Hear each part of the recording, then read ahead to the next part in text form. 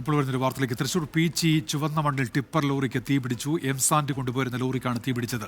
2 unit fire force എത്തി തീയണച്ചു. സൂരജ് സജി വിവരങ്ങളുമായി ചേരുന്നുണ്ട്. സൂരജ്, വിശദാംശം.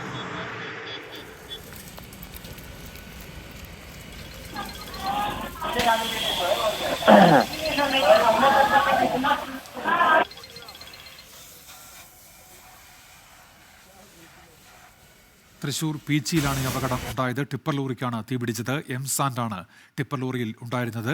2 യൂണിറ്റ് ഫയർഫോഴ്സ് എത്തിയാണ് തീയണച്ചത്. സൂരജ്, എപ്പോഴായിരുന്നു സംഭവം? വിവരങ്ങൾ എന്തൊക്കെയാണ്?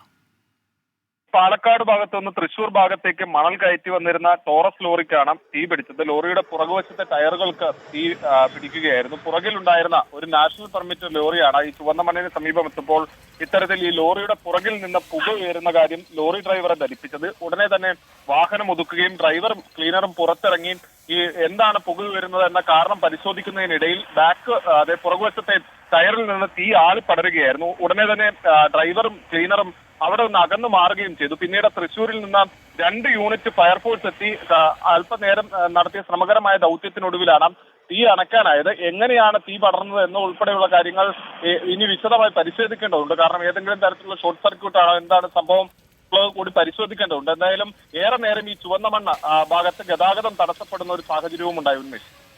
സൂരജ് സജിയാണ് വിവരങ്ങൾ നൽകിയത് തൃശ്ശൂരിൽ നിന്ന്.